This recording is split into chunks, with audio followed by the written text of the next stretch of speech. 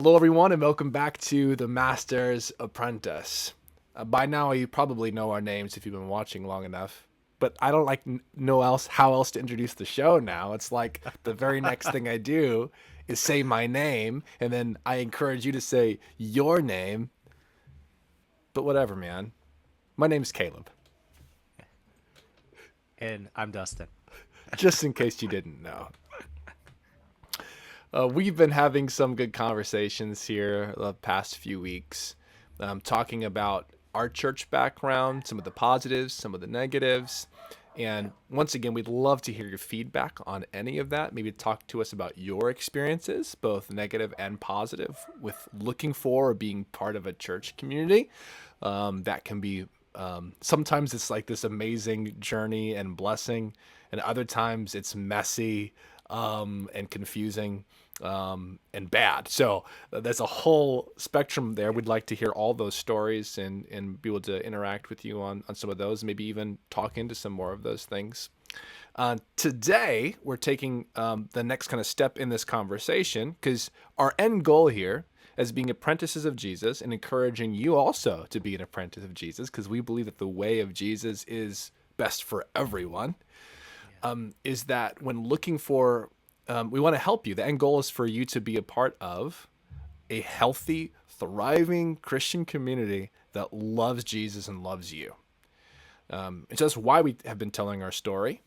And now we're going to continue that and talk about how we came to where we are now, with the churches that we're a part of now, which in this case, we're both church planters, and have both. And now our journeys to this point are not identical. And I don't know how much we'll get into that, but like our journeys to this point are different, but this is where we've landed, which is that we're both non-denominational churches, which means we don't believe anything. I'm kidding. That's the stereotype. I meant to tell you this, Dustin, before we recorded. I also heard that non-denominational churches are Southern Baptists in disguise. The secret's out. They're Reformed Baptists in disguise, or they're Pentecostals in disguise. And I heard all these different lists of denominations that they actually are, which means that people have gone to non-denominational churches that have tended to hold to some more beliefs of one denomination or another, which that's fine. But some people have taken that as they're this type of thing in disguise, which is funny. And I'll get this out the gate, Dustin, and I'll toss it over to you. Any denomination or non-denominational church can have all of the red flags and bad things that we've already talked about. And so we're in no way trying to say on our journey of if you find a non-denominational church, that one's going to be the good one. It could have, it could actually have all the same red flags and same problems. It's just labeled differently. And so we're not saying that. So whether you're finding a church within a certain denomination or landing kind of where we're at, being non-denominational, you still have to be looking for the positives and negatives, and keeping your head up. Anyway, just wanted to put that out there too. So, Yeah. Dustin, I think it's good clarity there. Just because I love that you're using this coffee mug.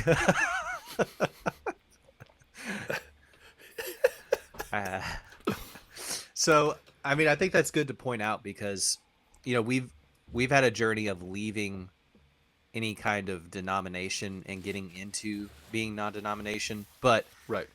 even within that, there are red flags to keep an eye out for. And as we share our story, we're not necessarily encouraging everyone to leave their denominations and just throw caution to the wind. Well, you are, but I'm not. Okay. Sorry. I gotta stop doing that. I've been editing some of our videos, and I cut you off way too often because my humor trigger goes off, and I gotta control that more. I apologize to the audience and to Dustin that I cut Dustin off almost every time that he's talking. I'm not trying to be rude. I'm trying to get this humor out of my brain, but I will do better. Starting right now. I'll sip my coffee and shut my mouth. 3 minutes later. But yeah, I think it's important to just make that point up front because we We want to be honest about our story. We want to share the positives that you can have inside of a denomination, but ultimately why we have left that and entered into non-denominational spaces. And once again, going to beat this drum, but if we're following Jesus, sometimes he's going to lead us outside of our comfort zone. Sometimes he's going to lead us into places we would rather not go. And that could mean leaving the comforts of what can be denomination and going into some uncharted waters. And so my ultimate encouragement in all of this is lean into what God is leading you to do and be willing to follow wherever that is, whether it's to stay, whether it's to stay in the same denomination but change churches, whether it's to stand up for something going on in your current church, or leave it all together and chart a new course. Whatever he's leading you to do, do that. But as we share our story, we've decided for the latter. Yeah. See, now I'm like I cautious of think when I talk. I'm gonna have these fine. long dead pauses. Sorry. So we can definitely jump into like why we're non-denominational, but I do think it would be good to at least speak to why there are some positives to having a denominational tie. Yeah. Um, before we burn it all. No. No, Yeah. I think it's important to talk why it can be a good thing. Yeah. Yeah. I mean, I'd even say like there's a sense in which I envy it.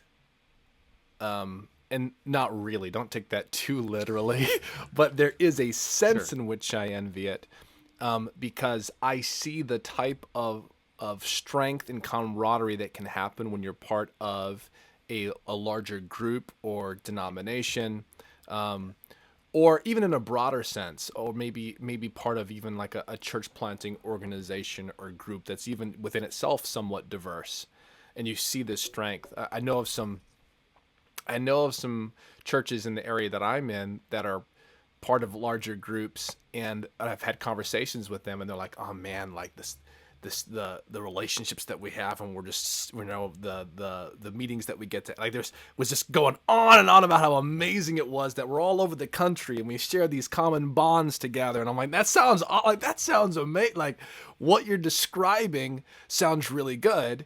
And then in the same conversation, I found out very much that I would never be allowed in that group. So, Right. so that so and that tends to be the problem. But but you see that I can be envious of. Oh man, you have all these people and you're all on the same page, and you have like this excitement and the strength that you share together. And that can be a positive thing, because you also can even have shared accountability with each other and pushing each other to Right. be something better and be something more, which you should have within even a smaller community. But when you make it bigger and larger, it's just like it's that much more. And so there's a sense in which there can be strength in multiple categories in those numbers. And that is a positive, that I think we have to acknowledge. Yeah. Because what I'll add to that is, thankfully, I'm in a community right now. As in our city, where about once a month I get to meet with a diverse group of pastors that meets together, and we do share some common Orthodox Christian beliefs surrounding the gospel of Jesus Christ, and we have disagreements on things. We strongly disagree on things, but for the most part, foundationally, we are mostly in agreement. And there's a strength in that, because Yeah. now we're challenging each other, whether on beliefs or whether just in our actions, and how we best going to, as Christian leaders, serve the community and serve the church in calling each other to accountability. And that has been an awesome thing. But Yeah. because we're such a diverse group, it will never be as strong necessarily as a group that agrees on more things, and where you feel, where I don't want to get into people's intentions or heart, but for the average person, they're going to feel more comfortable with the group that agrees on more or shares even more common threads, to where you can have more accountability, share more of your heart, than in a room where there's disagreement. And so that would be like the weakness of that group, as opposed to one that shares more common threads. I have different opinions on that, but I'm just saying that there is a sense in which that is a positive. Yeah, yeah, definitely.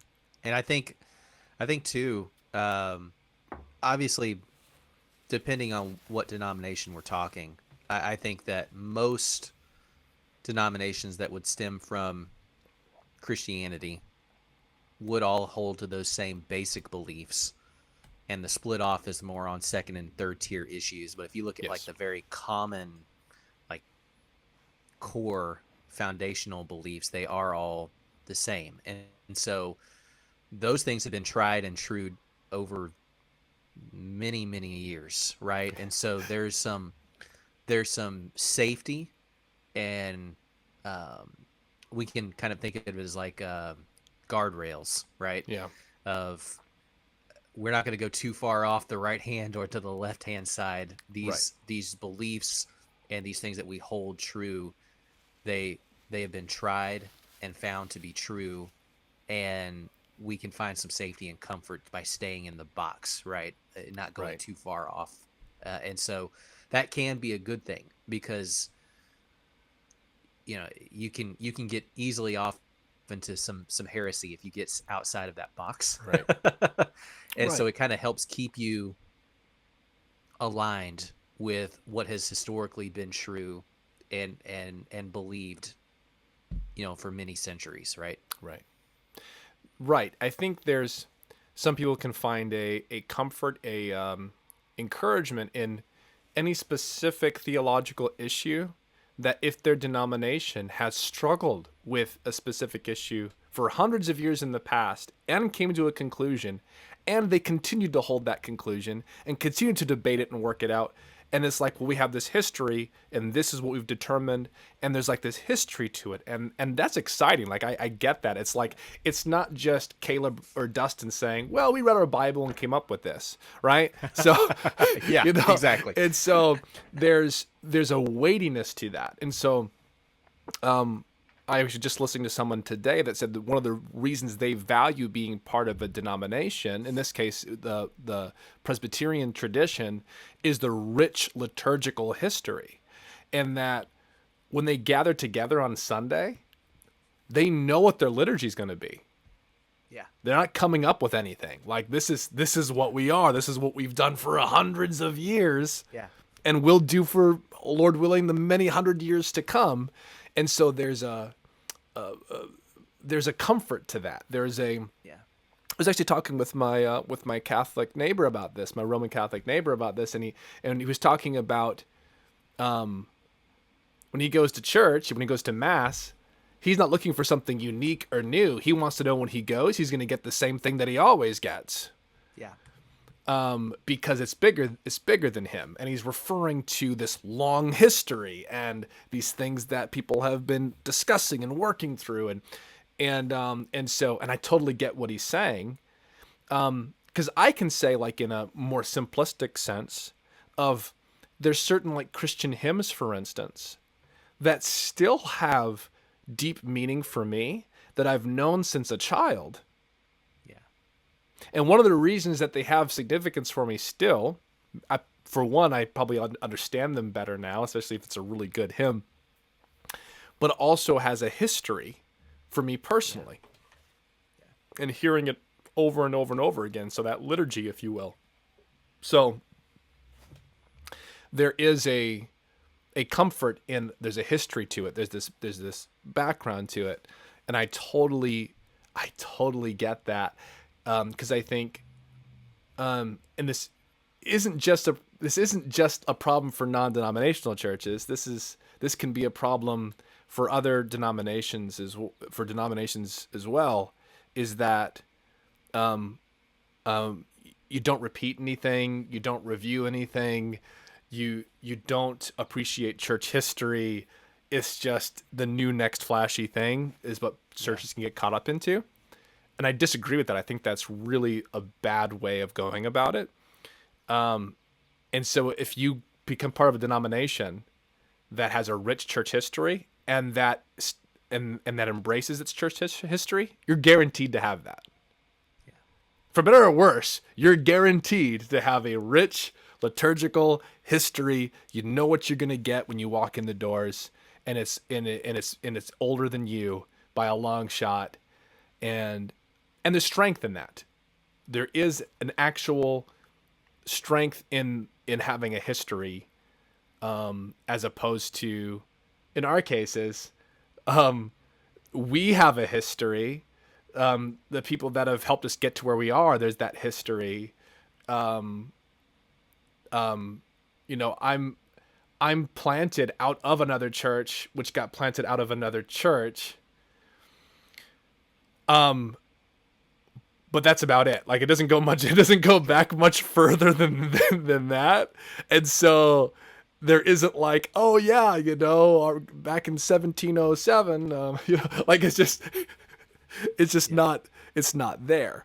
And so there's a sense where there's a strength in having a long, rich history that you can call back on. And I have a huge appreciation for it. And we'll talk about that too in a minute, Dustin. And I want to kick it back to you because being non-denominational doesn't mean we don't look to or have a huge appreciation for church history, because we do, and that's an area that I'm growing in, even more than ever in my life. So, but that's a whole other thing as well. Anyway, I don't want to get off sidetracked though. Anyway, is there another positive you had in mind to share? Honestly, not really. I feel like I cannot think of another one. Maybe you do. Do you have another one that you can think of? Well, I'm because I feel like spitballing those this are morning, kind of the. so I think that like that's the broad. Like Yeah. it kind of covers a lot of area. if I took the time, I probably could think of a couple of specific things. I just didn't do that work preemptively, so like I'm not able to do that right I still now. think it would. I think it would But- fall under those categories, though. Yeah, it probably would. Those are kind of big umbrella terms. Anything else would probably fit under there. You already hit on, like, there's even a sense of safety in it in a literal sense, not just enough you feel safe. There is a bit of safety to it. Yeah. Of something having a history to it. It can protect the church from heresy potentially. And so Right. So yeah. So I think that about covers it. If there's something that you were like, well, you didn't mention this, put that in the comments below. It wasn't on purpose. We're not, Dustin and I are not in the business of trying to strawman something or make something overly simple so we can just knock it over. And our goal in this conversation isn't to knock over denominations in the first place. So if it comes across that we're trying to do that because we didn't mention something that, like, an obvious something, please put it in the comments and we'll acknowledge that. We're not trying to make denominations look weaker than they are. You know, we've talked about the positives that we've listed off here. So why aren't we tied to a denomination? If these things are true, right? If these things are, if there's safety in some rich history, and there's some deep church liturgical history, and we can avoid heresy much easier. Why non-denominational then? Yeah. Right? Yep, that is the question at hand. It is. Well, like I just mentioned, I have grown in my appreciation for church history, even for my appreciation of more denominations. The more that I have read and studied, my mind is very much broadened on those things. I'm continuing to read a church history book right now. You can kind of see it there in the background. Church history in plain language. Little plug there. I'm still working through it, but it's really great. There's actually a church history book on top of it too. Faith Alone. There's a whole like solas series that talks about those throughout church history as well. Excuse me.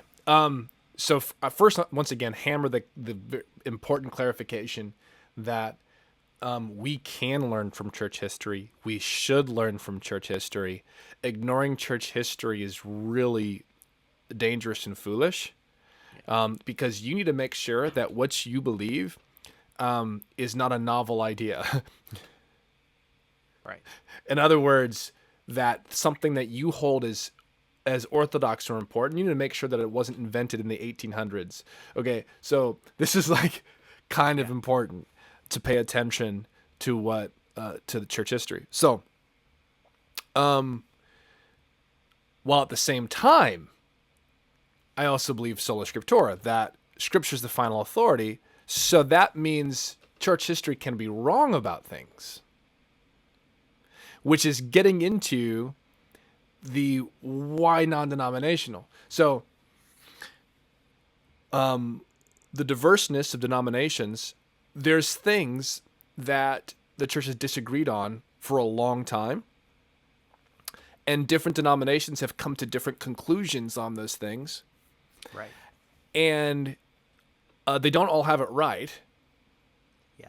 Okay, and and so kind of the weakness in denominations, and the reason why it has led, one of the several we'll talk about that has led myself and Dustin also in this non-denominational route, is that most denominations have landed on really strong opinions on secondary and third tier issues Yes. that either I haven't landed on in my apprenticeship to Jesus, or I'm unsure about. Yeah. But most denominations, even if they will acknowledge, you know what, biblically, we know this is up for debate, but our denomination has already decided. And this is what our denomination is going to believe. Yeah. And in that case, there is a bit of a weakness to it, to where if I am going to be any active part in that community, they're depending on what those second and third issues are, it can start to cause some issues within the body, because the denomination tells you this is what this has to be. So the weakness in that is that issues that the church has historically been debating and arguing and trying to figure out, now your denomination insists which one that you have to believe, when historically the church has been debating this. So, and so now we can't even have the conversation. Yeah. And if we're not allowed to have these conversations, how are we supposed to grow in our apprenticeship to Jesus? Because if Jesus is our master and not our denomination, how do we justify that? Yeah. It's like, well, the Bible doesn't even say that, but our denomination decided, and this is what but it's not even in the Bible, and you're saying that this is a thing over here. And you know it's not in the Bible, but your denomination, and large groups can make those decisions. It's not even that it's wrong for you to do that. It's that, for me, Yeah. there's a conflict for me in my apprenticeship to Jesus, because it's like, yeah, but that's not in the Bible, or the Bible isn't that clear on it, and church history shows that the Bible is not that clear on it. So why are you saying this? And so that's a weakness. That's the weakness. That's also a strength. It's a two-edged Yes. sword, where it's like, It is. oh man, you've made a decision already. The problem is, that decision is really precise, and Scripture is not, and church history is not. But you're being precise. And that would be my first thing that I would mention in why I'd be non-denominational, is that. There's some more nuances to that, but that would be my broad way of introducing that aspect of it. Yeah, and I think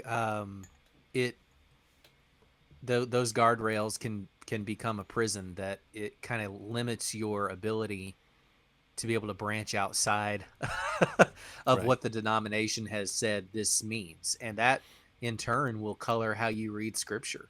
So if you read Scripture and your denomination says that this is what this means, you will understand that is what this means, and you won't read any further or study it out. You already have made the decision that this is what it means. And so Yeah. that's going to severely hamper your ability to study for yourself and make sure that those secondary and third tier issues, I guess I should back up. I have found that there is more gray in the Bible than there is Right. black and white when it Right. comes to like these beliefs that we would say is very clear. I'm finding that there is a few things that are very concrete and clear, and the rest is gray. Right. Right. There's so much gray, and I I have become comfortable with that. I've become comfortable with nuance, and because of that, it's hard to be tied to a certain denomination because they tend to Right. not be okay with nuance. Right. Which goes back to the strength of it. If you're not comfortable with nuance, then you're going to want to be part of something more historic, and a Right. denomination does that for you, where it's like, we don't have the nuance. We'll just tell you this is what we've landed on. We see that as a weakness, Yeah. that there should be nuance on things that's permissible to be nuanced about. We've made Right. this clear. Like, there isn't room for nuance on the deity of Christ. Right. Jesus either is God or he isn't. There isn't a spectrum there. Right. That's the difference between Christianity and non-Christianity. Like, you can't Yeah. just, right. So we're not talking about that, and that's, I think, very very clear. I'm saying that for the person who's going to try to nitpick what we're saying here, but because I made that clarification, I forgot what I was going to say. Go ahead, because I've lost I complete was just train going to of say thinking. I don't want whoever's listening to get the impression that because we're okay with nuance we're better than somebody else. I'm just Mm-mm. saying that um, for me, once the glasses came on Yeah. and I saw things, I can't go back to just taking someone's word for something. Yeah. I've got to test it and try it Right. myself. I've got to make sure that scripture is the final authority and man's interpretation may not always line up with what scripture says. Right. And scripture is way more nuanced than we would be comfortable with if you really Right. delved into it. There's so many things that like even this even things that you would have a strong stance on. Like I have a strong stance on some things, but I also understand that there is just enough scripture on the other side of the argument that someone could use and come to a completely different conclusion. And to And me, you're that's free a to gray acknowledge area. that, Yeah. and Yeah, comfortable to. exactly. Right. Right. Well, Right. so it's what I remember what I was going to say now, because the reason I forgot is because it's technically another explanation, but it kind of ties into another point, which is, we don't believe in personal interpretation of scripture. Someone could claim that that's what we're trying to argue for, or a private interpretation of scripture. Right. Right. No, what we're saying is that no denomination, no matter how historic it is, has no dibs or authority to make an interpretation claim any more than I do. Yeah. Right? So I don't have any more authority than a denomination does. Yeah. So we're not arguing for private interpretation. We would argue that scripture has one meaning, and there's certain text we're not really sure what that one meaning is. And it's and even texts that seem to pit against each other. And Yeah. we're comfortable with wrestling through that because we're an apprentice to Jesus. We're not an apprentice to ourselves. We're not an apprentice to the culture's current beliefs and their understanding of things. Neither are we apprentices of a certain denomination. Yeah. We're an apprentice of Jesus. So we're not arguing for private interpretation. We're arguing for truth, and that the truth isn't always as clear as we'd like it to be. And so, while there are things that we are very confident about in our beliefs, there's other things that are more nuanced. There's other things that require some closer attention, and some things that we just need to agree to disagree about. And so that would be like the second reason of what I see as strength being in the non-denominational group is that, or category, is that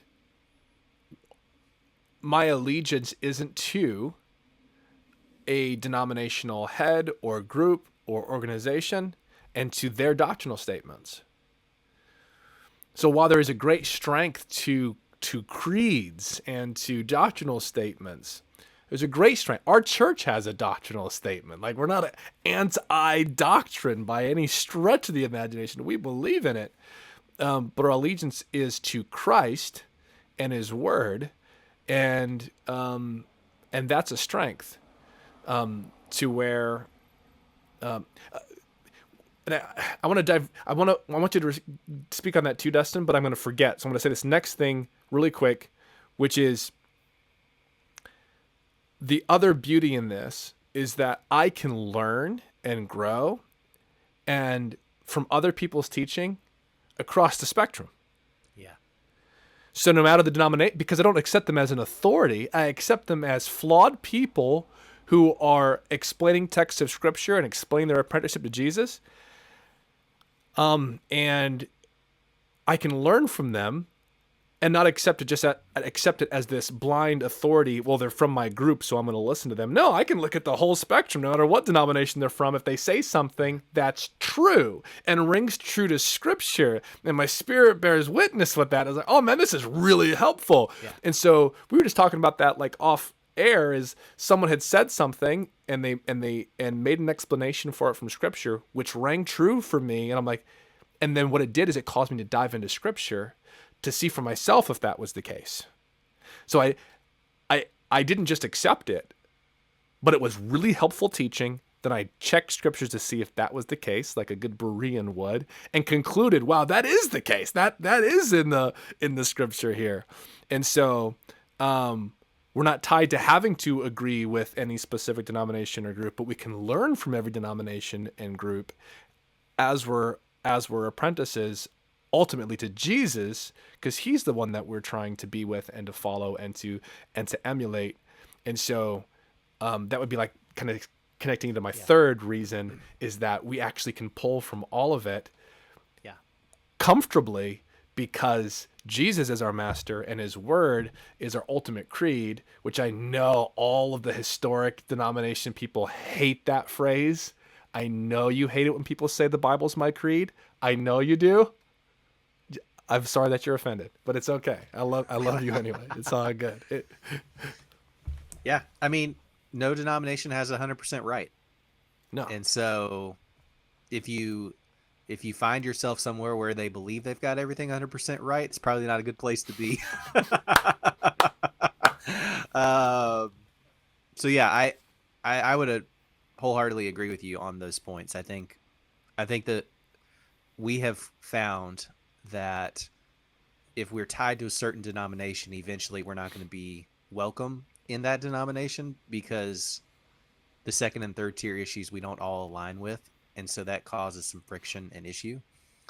And so we've jumped in. And then too, the other thing that I would point out, and I know this is more context driven than anything, but especially out here on the West Coast, even like Southern Baptist is like extreme right. And I laugh when people like say that, because I'm like, there's more. But they look at like Southern Baptist as like the ultimate like right wing, like, oh my goodness, those people are That's so funny. like. So there's some, when it comes to denominations, because they come down on issues that are second and third tier, because they have these stated things, there's already in people's minds this perception of who they are. So if I had a Baptist church, that brings some negative, not maybe some positive, but mostly negative feelings towards people because of their background, and we can say that Right. about any denomination. And Yep. so we do not advertise ourselves even as non-denominational. We're a church and we're trying to follow Jesus, right? Like Mm-hmm. trying to remove as many of those mental barriers that are going to pop up if we're associated with the denomination. And once again, there's strength to having certain beliefs, um, but there's also a strength with people who are far from God trying to eliminate these barriers as much as Yep. possible. Um,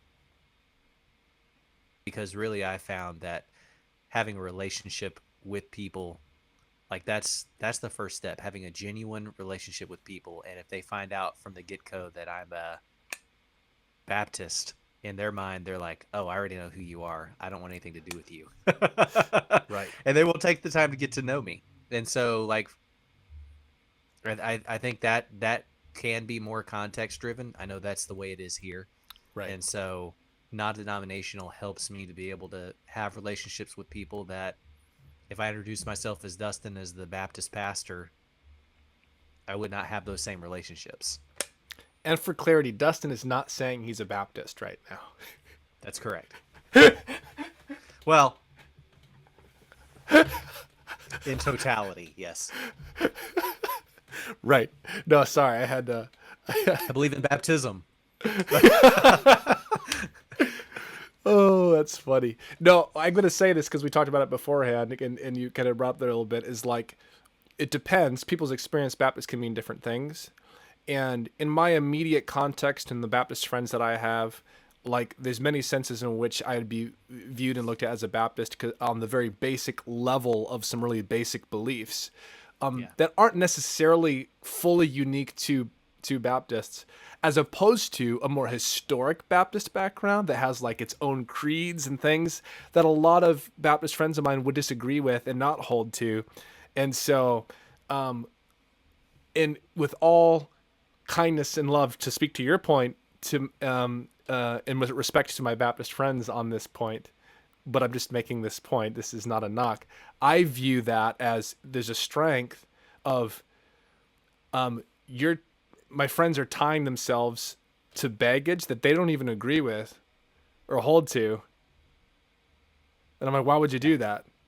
Like even if you're Baptist in this type of sense, Baptist, right? Which we just talked about before this hand, that means a really broad thing of like, well, you mean this kind of Baptist or this kind of Baptist? Are you the acrostic Baptist? Are you this guy? And then whose acrostic are we talking about? Right? Across the thing is that it actually brings more confusion in the Baptist world. It brings more confusion, I think, because it's not even a joke. The Baptist denomination is the most divided denomination of all denominations. There's dozens and dozens of different types of Baptists to make your head spin. And then there's divisions of those divisions, and I'm not joking. So anyway, that's a lot of baggage. And so the strength for being non-denominational, to speak into Dustin's point there, is that you eliminate a bunch of baggage to where you might be Baptistic in one of those senses. In the very bare bones of things, like I believe in credo baptism. I believe there's only two sacraments in the church. I believe in the, if you will, the priesthood of the believer. We can go straight, right? It's like, oh, you sound like a Baptist. Like, it depends on who I'm talking to and what do you mean by that? Because I know other people who are not Baptist that also believe those exact same things, and so then it's just creating unnecessary baggage for no reason. Yeah. So knowing your community and knowing who you're trying to minister to is important, and that's more in the context of us like planting a church and being evangelistic in that sense. And so, which I think this is an awesome thing to plug in here right now, is Jesus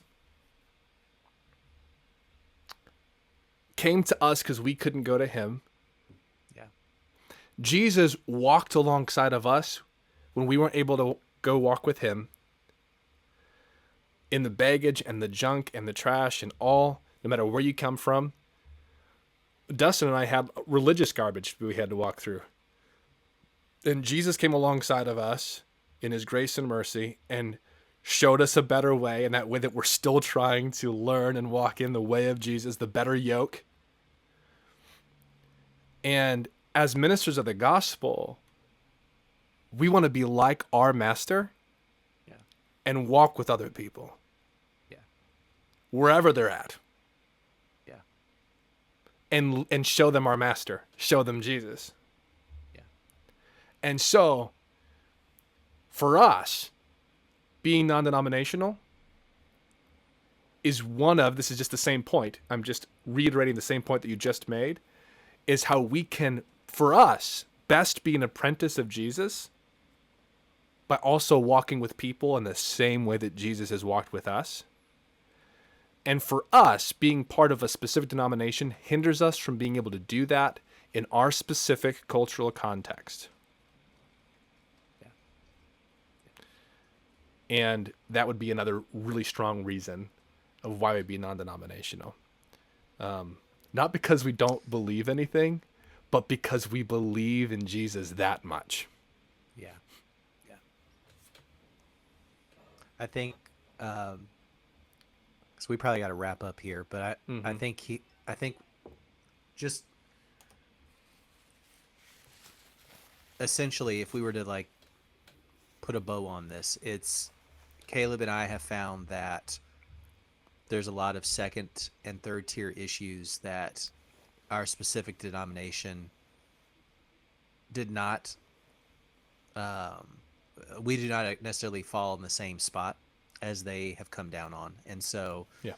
for us getting outside of that denomination, we have been able to freely explore and see what God is leading us to. And that barrier of, well, my denomination says that this is what this means. So like, we don't have that. We're able to eliminate that. And if Jesus leads us to a certain spot and we come down on a second or third tier issue that's different, we have that freedom and flexibility. And while we are denominational and theological orphans, if you will, Yes. we cannot be really tied, because we pull from many different denominations, a portion or a lot of beliefs. There is a strength in that because we're being led by Jesus, walking this path with him. And while it's not as clear cut as being in a denomination, we have this unique ability to look at Scripture with fresh eyes. Yeah. Not this, as you mentioned, not like this private interpretation necessarily type thing, but not having the prison of this is what this means, and asking Jesus, what does this mean? That's a totally different scenario, and I have found that there's some real freedom and strength in that, and I just don't want to go back, man. I think while that may not be your story if you're listening, and Jesus may not lead you to leave your denomination, and you'll stand and you'll be willing to hash out second and third tier issues, that's great. Do whatever God's leading you to do. But for me and for Caleb, it's it has been very freeing and something we don't want to turn back from. Absolutely. And we've already implied this, but if we're going to connect it directly to like the denomination that we were a part of, is that it was looked down upon to like read after people from other denominations. It was like, just read from people within the young group. And there's just such a liberty even in that, is like, oh, I can read after other people. Yeah. I can listen to other teachers. And once again, you sort through that, but you're just never getting around that. Someone's gonna say something that is contrary to Scripture, even on accident sometimes. Some of it's intentional. Definitely look out for false teachers. I'd mentioned to you, like, right, I'm talking about that tomorrow at church. We're going to talk about the dangers of how easy it is to corrupt the gospel, and that Paul would wish that they would just not exist anymore in the church. Paul didn't get his wish. There's still false teachers. But the point being is, I can quote a Presbyterian without being Presbyterian. Yeah. And I can quote, let's even go back further. I can quote Augustine or Augustine, because some people are offended at with the pronunciation, you know. I'm so nice. Like I generally don't. Anyway, apparently it's Augustine if you're smart, and it's Augustine if you're just an average person, whatever. I think Augustine sounds nicer. It's not because I'm an intellectual. Augustine sounds like I'm from the South. And then, anyway, yeah. I'm gonna stop making jokes. Sorry. Anyway, Augustine, I can quote him too and disagree with Augustine's theology on a bunch of other things, while also be helped by him, or Origen or anybody else. So there's a once you realize that Jesus is the only one, God is the only one who has dibs on absolute authority. Okay? Nobody else does. Which means someone, even inadvertently, can say something true. So you can learn from anybody. Yeah. Because truth is truth, regardless of who ends up saying it. Right. So that means me and Dustin might have even said something true today. It's amazing. Anyway. Well, I think we wanted to get that out there for multiple reasons, but one, we do want to help you on your journey with Jesus, and we have found the community. Well, technically, we've created the community, but we have found community where is you know, we're flawed people, but as healthy as we can, and we want you to find that as well. So we do want to transition. We'll do this in the next episode, but want to transition to helping you find that community and some advice. And we just wanted to get this part out there and just lay our cards on the table and say, this is where we are at. So don't be surprised by anything we bring up in future podcasts. Now you all know. If anybody was confused about who we are and where we're at and what podcast we're on, it was never a secret, but now you know. Yeah.